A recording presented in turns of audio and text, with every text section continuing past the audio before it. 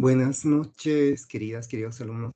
Van a disculpar, he tenido dificultad con el otro grupo que respecto a la conexión a momentos se cortaba, he tenido que compartir pantalla y ojalá que no ocurra eso desde ya. Es un tema que no, perdón, es un tema que no es largo, viene a ser el último tema antes del examen, entonces quizás les voy a dar algunas pautas, ¿no? De, si bien mencionábamos qué temas corresponden al examen final, más o menos los que sobre todo tienen que estudiar, pero obviamente es un examen final y tendrían que estudiar todo, ¿no? Haciendo énfasis más en algunos temas. Muy bien, entonces voy a empezar. Si escuchan algo de respecto al audio que se va entrecortando o alguna situación, por favor, comuníquenme. Muy bien, entonces vamos a hablar entonces en este último tema de la terapéutica dermatológica, ¿no? La cual es muy importante. En dermatología es muy importante hacer un diagnóstico preciso, ¿no? Y no simplemente tendríamos que limitarnos a recetar los medicamentos, sino tratar de entender por qué vamos a recetar, cuál es la naturaleza de esa lesión que está generando, ¿no? Esa alteración cutánea. Por tanto, tenemos que ver la forma, ¿no? De que lo que demos sea sencillo de realizar, evitar utilizar múltiples fármacos, como en dermatología, cuando tenemos alguna lesión, pues recurrimos al 4D, al multidermín, cremas que tienen antibióticos, tienen corticoides, que tienen antimicóticos, por lo cual tenemos que tener mucho cuidado, ¿no? Ya que el utilizar demasiados fármacos, utilizar corticoides, por ejemplo, de alguna forma, como muchos libros describen, daría lugar o enmascararía, ¿no? La ignorancia y por tanto no haríamos un diagnóstico adecuado, ¿no? Y más al contrario, podríamos modificar el tipo de lesión. Es decir, en ciertas situaciones, aquí la regla es importante, el médico a veces viene a ser un médico, un buen médico a veces, o el médico que sabe es el que tiende a recetar menos, ¿no? Pero obviamente esto depende de muchos factores, también no solo limitarnos a recetar, también será muy importante ver la psicoterapia. Mencionábamos en las dermatosis psicógenas que incluso tenemos que utilizar antidepresivos, ansiolíticos. Esto va a permitir que no solo en el efecto placebo de la acción farmacológica de la sustancia que le dé, sino también influye en la relación médico-paciente. En ciertas circunstancias, muchas patologías dermatológicas van a remitir sin necesidad de dar algún fármaco, y más al contrario, el utilizar una farmacoterapia podría desencadenar en efectos adversos, ¿no? Incluso repercutiría en la economía del paciente y todo aquello es muy importante, ¿no? Es muy importante orientar al paciente para obtener un objetivo, un manejo adecuado también. También indagar que algunos pacientes por lesiones mínimas, pues las magnifican, algunos tienen una, una hipocondriasis de belleza, ¿no? Que presentan o ciertos delirios,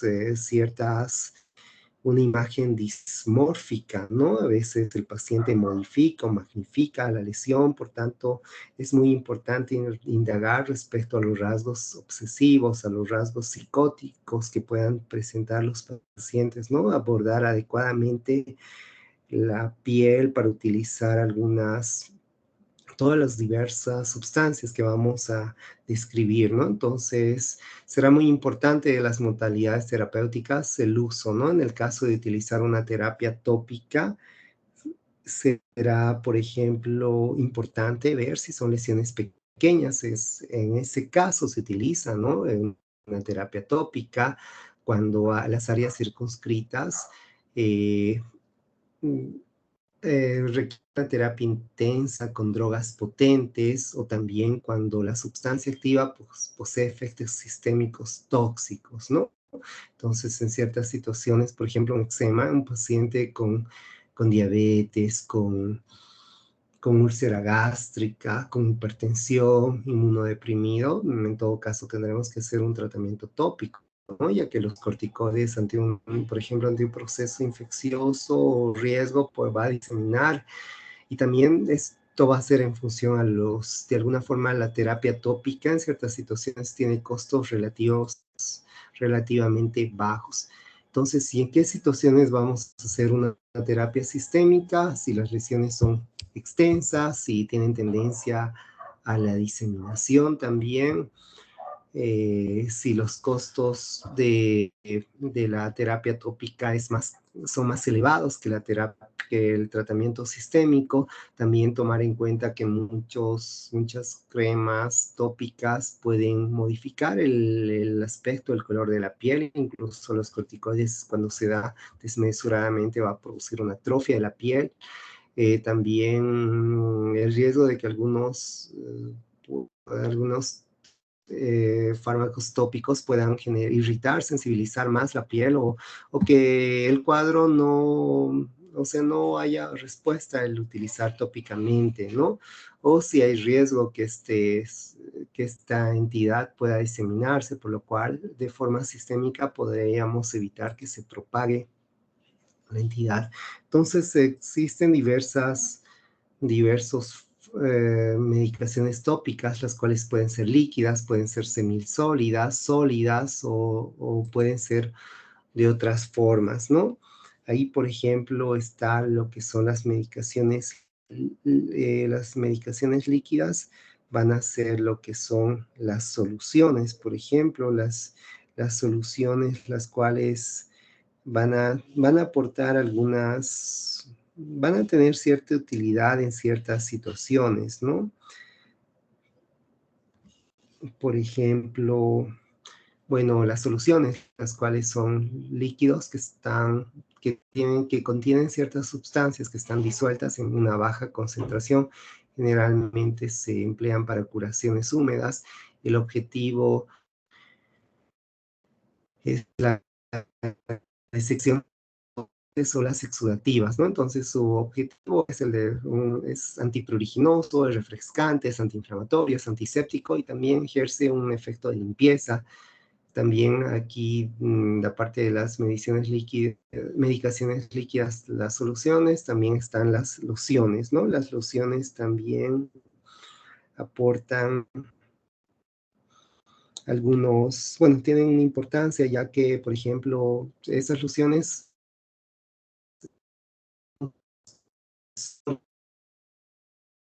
por eso cuando indican, ya que tienen varios agentes en dispersión, ¿no? Y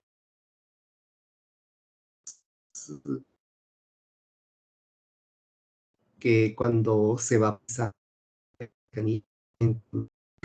que va a tener efecto de protección en la piel, están contraindicadas en erupciones exudativas, eczematosas, ya que tienden a secarse sobre la piel y pueden retener los desechos, ¿no? En esos exantemas exudativos o eczematosos, ahí están las lociones de calamina, el óxido zinc, que es el que utilizamos en las dermatitis del pañal, por ejemplo. Existen otras soluciones de Schamberg, en el cual está el mentol, el fenol, el aceite de cacahuate, las, las lociones alba como el sulfato de zinc, el agua destilada, las lociones básicas, el óxido de zinc, el talco, el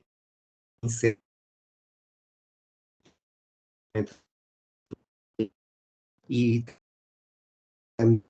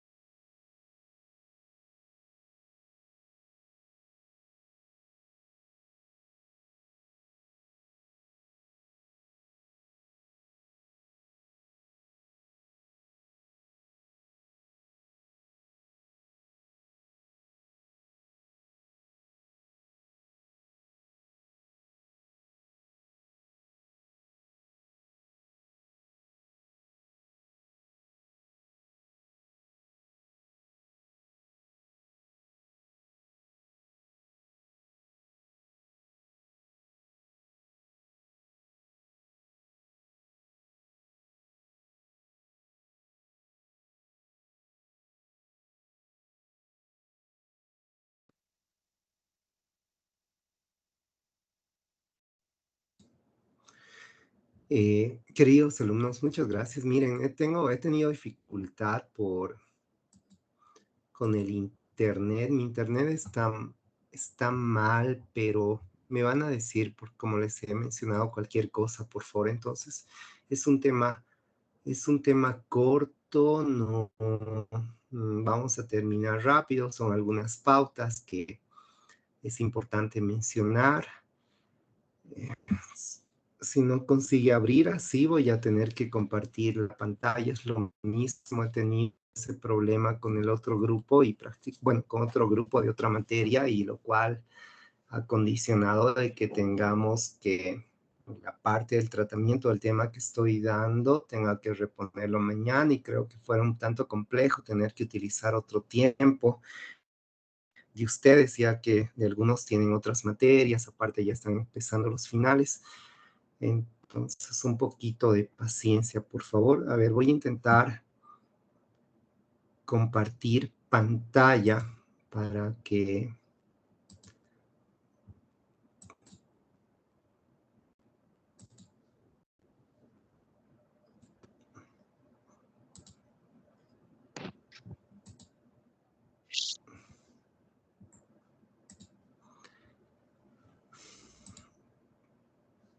Ah, ya, perdón, ya está.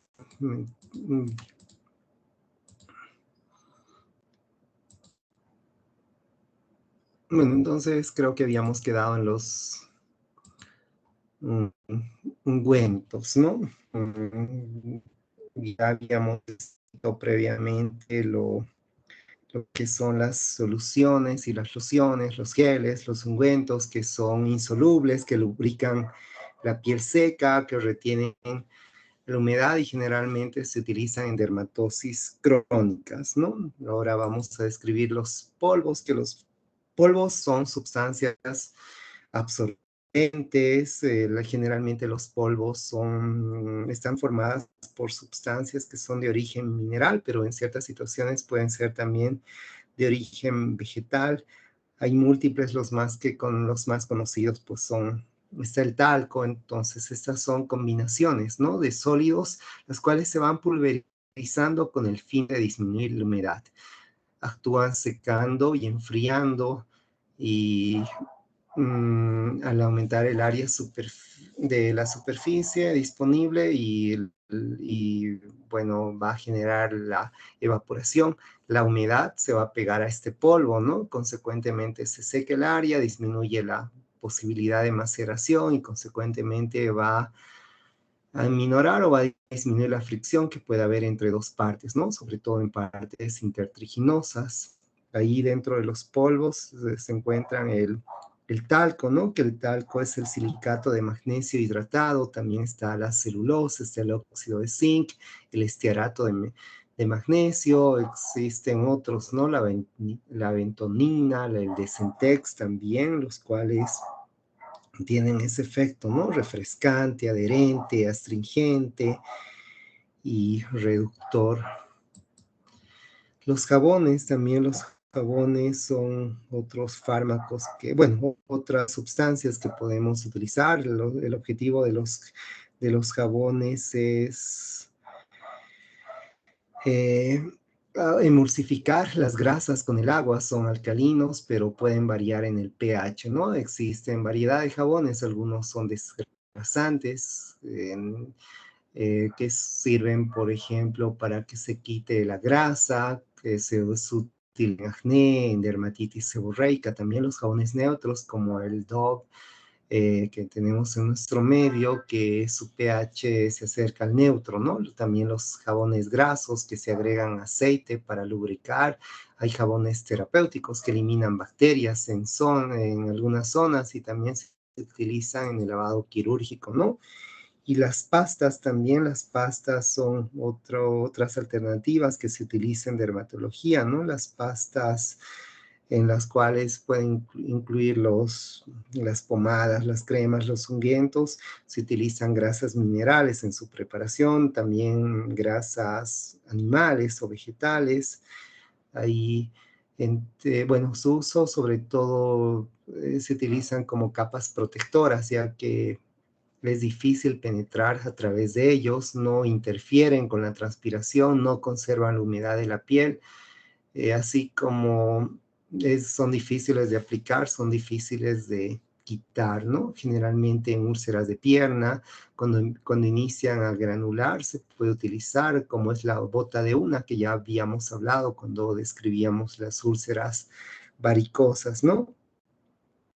Por ejemplo, algunas que tienen componente mineral, ahí está la vaselina, por ejemplo, algunas que algunas otras que tienen la vaselina líquida que se utiliza, la parafina líquida y diversas pastas, ¿no? Que se van preparando con polvos inertes y se utilizan algunos vehículos grasos también. Ahí las pastas láser, el óxido de zinc, que está compuesta por almidón, por petrolato, la de una con óxido de zinc, con gelatina, con glicerina y agua, las pastas Burou con solución de Burou, con un guento hidrófilo, con pasta de óxido de zinc también, el aceite de oliva también se puede utilizar, el sésamo o el aceite de cacahuate, también el aceite de ricino en el cuero cabelludo, que pueden ser como vehículos del ácido salicílico, ¿no? Y pueden ser útiles en ciertas lesiones, por ejemplo, lesiones dermatológicas en placa, como la psoriasis también, dentro de los corticoides tópicos tienen muchas indicaciones, ¿no? Se utilizan en dermatitis atópica, en las dermatitis por éstasis, en el líquen plano, en el prurigo, en las dermatitis seborreicas, en la psoriasis, los de alta potencia como el propionato de clobetasol, en los pénfigos, en el eczema nubular, en las dermatitis disidróticas, en las dermatitis por contacto, también en el lupus eritematoso cutáneo. Existen esteroides de baja potencia como la hidrocortisona, la dexametasona, la metilprednisolona al 1% y la prednisolona. En nuestro medio habitualmente utilizamos la hidrocortisona, ¿no? Existen corticoides de potencia media como la betametosona, también está la fluicinolona, la triamcinolona también. Y los de alta potencia bueno, los de potencia media con más frecuencia utilizamos más la betametasona, ¿no? Y los de alta potencia, el propionato de clobetasol, el que se da más en pacientes con psoriasis. Tenemos que tener mucho cuidado con el uso de corticoides, no solo sistémicos, cuando se usa de forma tópica también, porque va a producir una atrofia cutánea. Deberíamos utilizar por periodos cortos de tiempo, incluso los corticoides que algunos no solo se utilizan en dermatitis, otros se utilizan, por ejemplo, los tópicos van en combinaciones que se utilizan como en los antihemorroidales también, que pueden producir atrofia melano, atrofia cutánea. Tenemos que tener cuidado en ciertas regiones cercanas a, a los ojos, sobre todo estos pacientes, los efectos adversos de los corticoides son las telangiectasias, puede exacerbar una rosácea, puede producir una dermatitis perioral también, condiciona una fragilidad de la piel, cuando está cercano al ojo, condicionan cierta susceptibilidad de un glaucoma, en áreas intertriginosas, es decir, en pliegues de la axila, a nivel submamario, en la ingle, su uso constante puede formar estrías, ¿no? También podemos utilizar en ciertas situaciones inyecciones intralesionales de glucocorticoides, ¿no? Como es en el acné, en la psoriasis, en el lupus discoide, en la alopecia areata. Acá lo más relevante en psoriasis se utiliza con más frecuencia en alopecia areata, en queloides, ¿no? Las cicatrices queloideas también. Entonces, sobre todo esos que he descrito, ¿no? Para quienes asisten a clases. También podemos colocar inyecciones intramusculares, ¿no? Algunos son de acción prolongada, como el acetonio de triamcinolona, de acción intermedia, como el acetato de dexametasona, y los de acción corta, el fosfato sódico de dexametasona, ¿no? El que dura algunas horas, es el que habitualmente más utilizamos, por eso damos a veces dexa por por 3 días, por ejemplo, y hoy otros los de silos de diacetato de triamcinolona o acetato de dexametasona metilprednisolona, su duración es de 1 a 2 semanas, así que es absurdo, no es necesario dar a diario, ¿no? También a veces la forma de administrar en terapéutica dermatológica más que intramuscular, a veces la vía oral se puede utilizar, es cómodo de administrar, no requieren que le estén colocando inyecciones, habitualmente se utiliza más la prednisona, ¿no? Que es de acción corta, en ciertas situaciones se puede utilizar la triamcinolona, que no se utiliza tanto acá, y también la dexametasona, ¿no? Que tiene una acción de más de 48 horas, la dexametasona, la betametasona.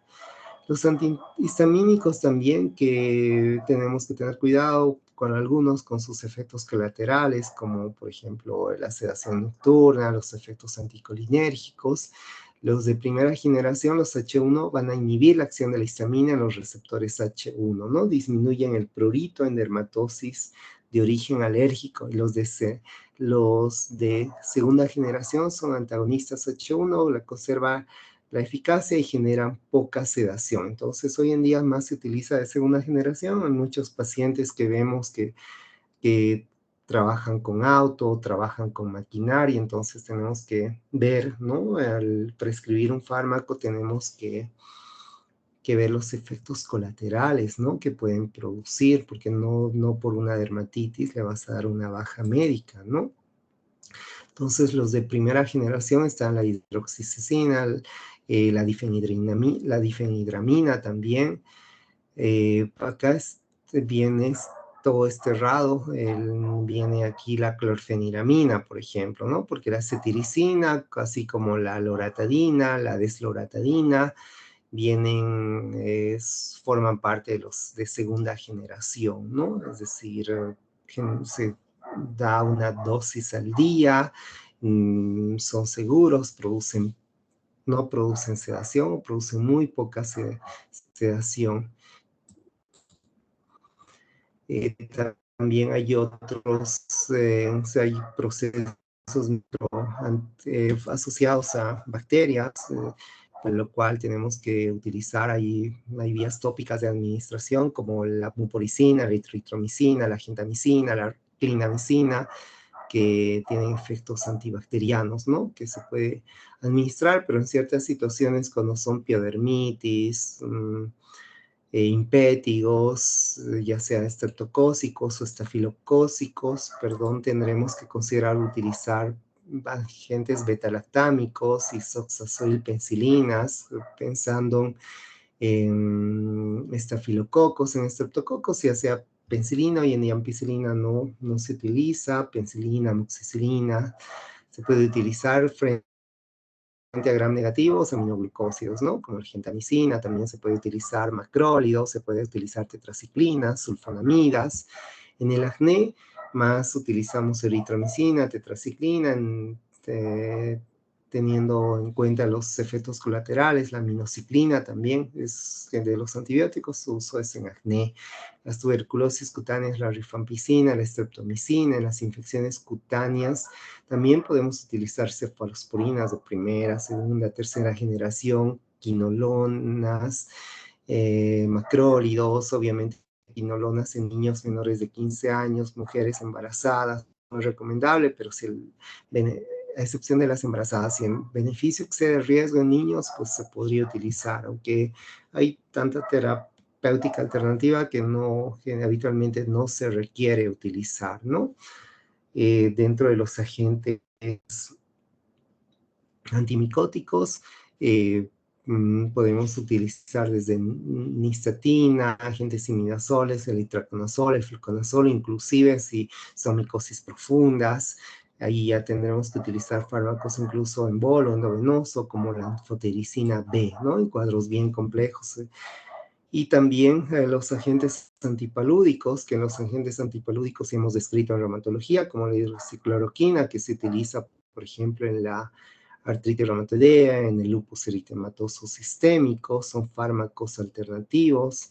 Entonces, eso tenemos que ver. La cloroquina en malaria también, en fotosensibilidad, en reacciones fotolérgicas, también agentes citotóxicos, inmunosupresores como el metotrexato, la azatioprina, con los efectos colaterales que producen, ¿no? Deprimen la médula ósea, el metotrexato incrementa las enzimas hepáticas, la ciclofosfamida, la ciclosporina, que conlleva cierto riesgo de producir, pues, cáncer de vejiga también.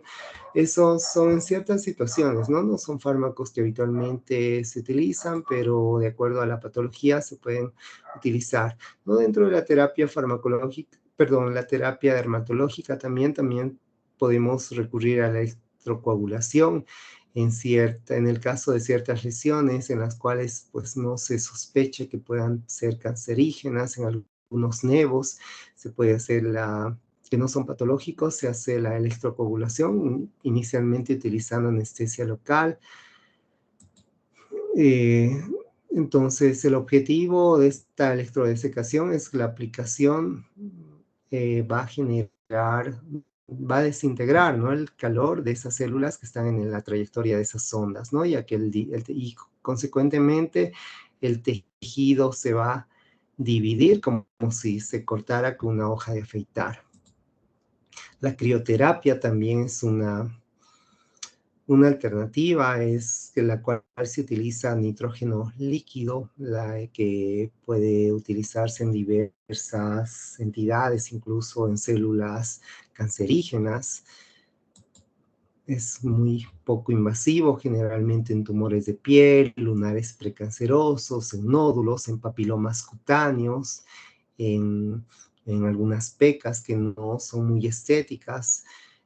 También no solo se utiliza en terapéutica dermatológica, también en retinoblastoma, en el cáncer de próstata, en cervix, si no se puede hacer la resección quirúrgica, ¿no? La fototerapia también es mediante la administración de luz ultravioleta, de acuerdo a la potencia entre 200 hasta 300 nanómetros que van a penetrar la epidermis, ¿no?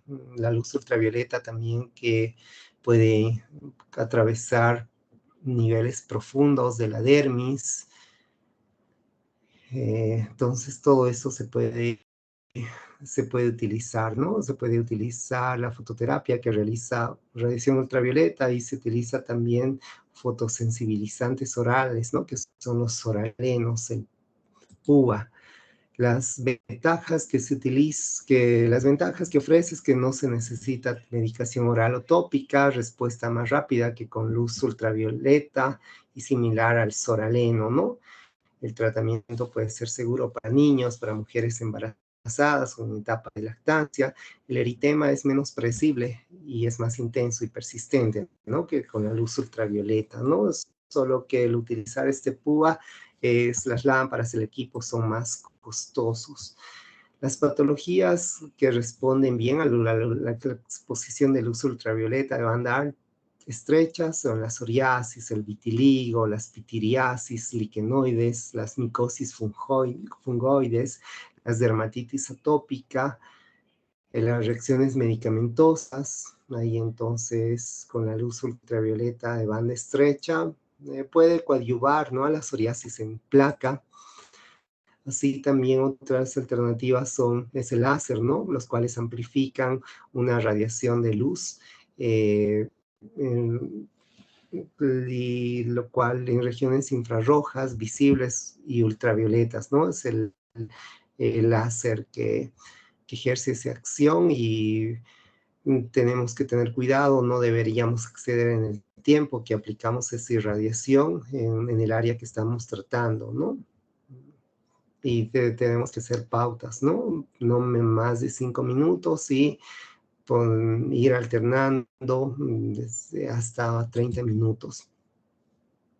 Los láser pueden ser de onda continua y también pueden ser pulsados. Existen varios tipos de láser, hay varios diferentes, ¿no? Láser de colorante, de argón, de rubí. También hoy en día se utiliza mucho el peeling, ¿no? El peeling láser, el cual se puede eliminar distintas capas de epidermis, la cual permite la regeneración de la piel. Sobre todo es útil el peeling en envejecimiento fisiológico o actínico, ¿no? Esas dermatitis actínicas o esas queratosis actínicas, perdón, y también la presencia de manchas en el acné también puede coadyuvar en el tratamiento. El objetivo, ¿en qué consiste este láser peeling? Es la vaporización controlada de las capas epidérmicas, ¿no? Aplicando un láser, el cual posteriormente va a producir la aparición de costras en los primeros meses y ciertos cambios en la coloración, ¿no? Entonces, después de inicialmente estas estrías, como vemos alrededor de este orificio natural de la boca, pues la aplicación va a generar, ¿no? Esas costras, pero después va a mejorar, ¿no? Se va a disminuir esas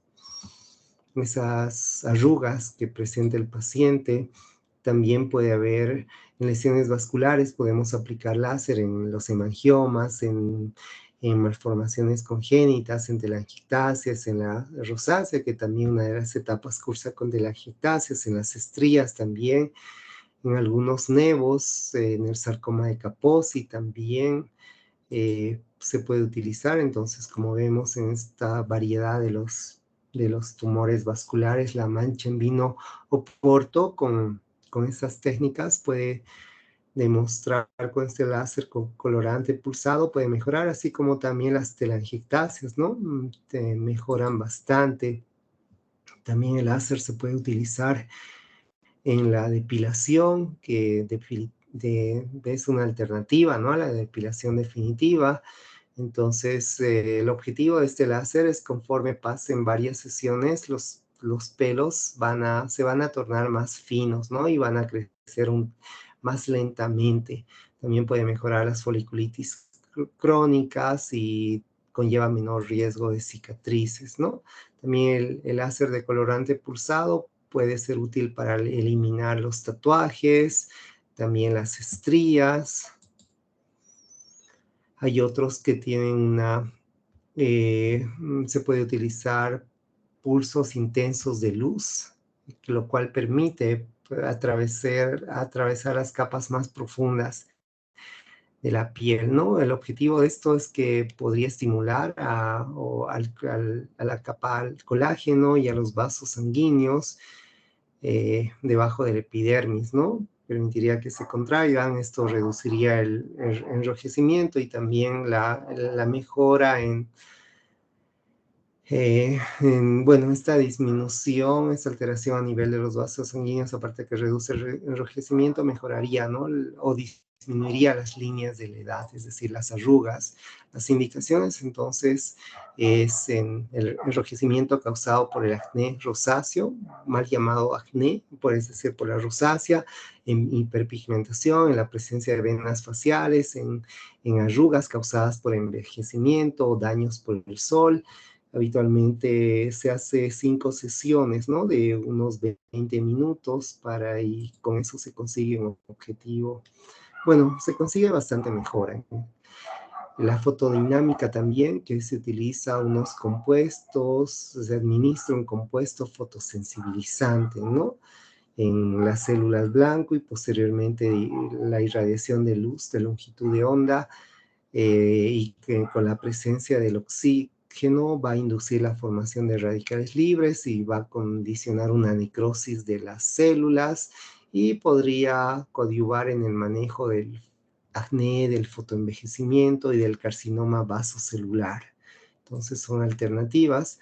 Las queratosis actínicas también puede ayudar, y la cirugía dermatológica, que el objetivo es, en ciertas situaciones se realiza, por ejemplo, en las exéresis de lesiones malignas, sobre todo, ¿no? O también algún otro tipo de, en nevos, en algunas otras, en papilomas, en algunas lesiones también se puede utilizar, ¿no? Y la cirugía dermatológica no solo implica la cirugía, también podemos hacer curetaje, podemos hacer raspado con cucharilla, la electrocoagulación, o la aplicación de injertos también. Eso va a incluir todo aquello va a incluir. No sé si tienen alguna pregunta, entonces ahorita voy a llamar lista y voy a ver, bueno, más o menos voy a dar algunas pautas respecto de lo que va a constituir el examen, ¿no? El examen.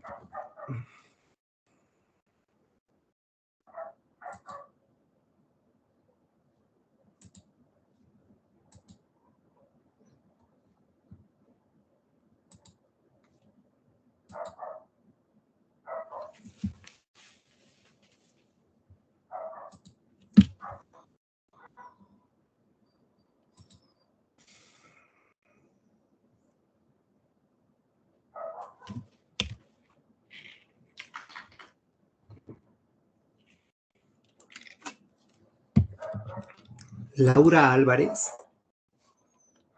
Presente, doctor. Gracias, Laura. Belén Andrade. Presente, doctor. Buenas noches. Gracias, Belén. Buenas noches. Celia Angulo. Presente, doctor. Celia. Brian Arias.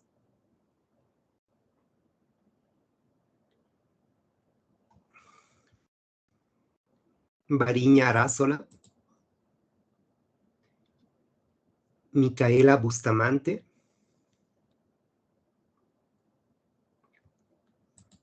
Brandon Bustamante. Anthony Chávez. Presente, doctor. Gracias, Anthony. Melanie Claros.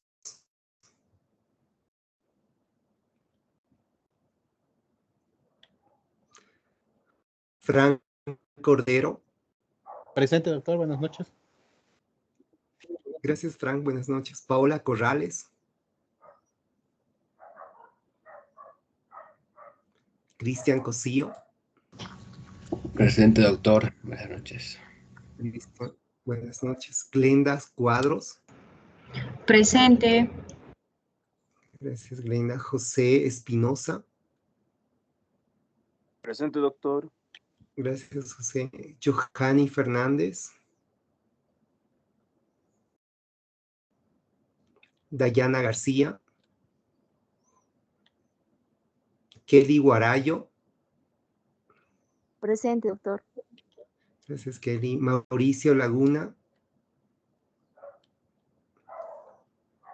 Luis Ángel Lara.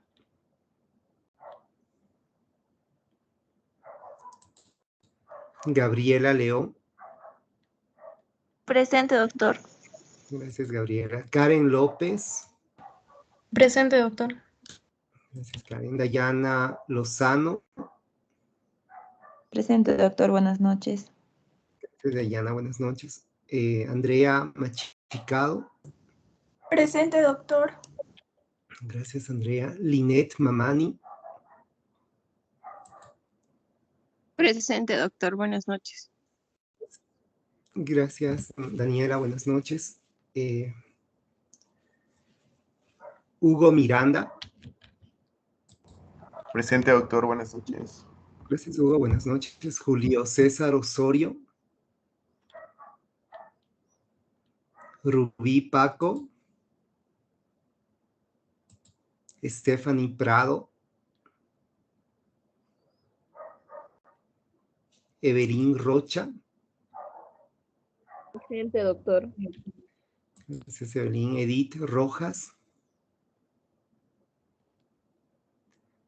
Michelle Santa Cruz. Presente, doctor. Gracias, Michelle. Jesús Silva. Anthony Silva. Silva, presente, doctor. Buenas noches. Buenas noches, Stephanie. Bueno, me mandaste un mensaje. Gracias, ya te tomo en cuenta. Alejandra Soria.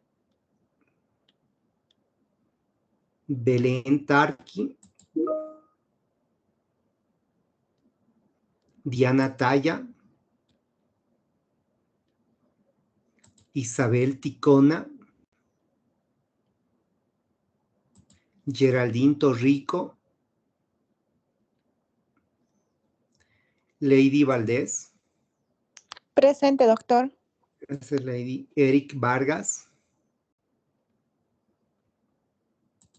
Jessica Vargas. Presente, doctor.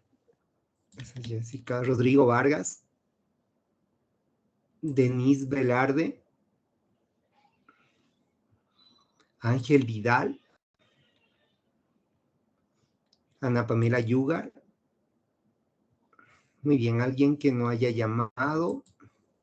Doctor, disculpe, Yugar presente, por favor. Muy bien, gracias. Muy bien. Muy bien, entonces, bueno, Doctor, por favor, dime. Prado. Sí, ya te coloqué, Stephanie, gracias. Gracias, doctor. Doctor, Buenas por noches. favor, Mamanipa o Dime. así, creo que se confundió con mercado. Sí, gracias, Ben. Sí, me quedé con esa duda. Muy bien. Mercado Gracias. también. Sí, mercados, sí, también. Dayana y Melissa están. Muy bien, gracias. Bueno, ¿alguien más? Nadie más. Muy bien, entonces, el examen final, como mencionábamos, incluye lo que es nevos, incluye lo que es las neoplasias cutáneas, lo que es, bueno, la terapéutica dermatológica, ¿no? Y también es importante que ustedes, bueno, hagan un tanto de más énfasis en lo que es el acné. Son patologías que vemos con más frecuencia: el acné, la rosácea, las dermatitis seborreicas, así como también la de la psicodermatosis, la alopecia, la psoriasis, de las discromías, el melasma, el vitiligo, las dermatitis atópicas, las dermatitis del pañal, un poco revisen, aunque es poco probable porque ya les he preguntado todo lo que tenía que preguntar respecto a infecciones de transmisión sexual, pero una vez un tanto más revisar sobre todo la patología asociada a sífilis, lo que si bien hoy en día no es frecuente, bueno, sobre todo de acuerdo al lugar donde trabajemos, ¿no? Un seguro no es muy poco probable que veamos pacientes con sífilis, pero es muy importante ver las características clínicas, las diferencias con el chancroide, por ejemplo, eso, las micosis también, que vemos las tiñas, ¿no? Así como también los simpétigos y un poco, y revisar sobre todo las lesiones elementales, ¿no? Las características que ya hemos descrito en el primer parcial han entrado lesiones elementales, creo las más principales, las que vemos con más frecuencia. Muy bien, entonces hasta ahí va a ser el examen. Haga énfasis en lo que les he mencionado, ¿no? Pero eso no significa que lo que no he descrito no va a entrar. Son algunas pautas que les doy. También el examen va a ser alrededor de 40 preguntas, o entre 40 y 45 preguntas.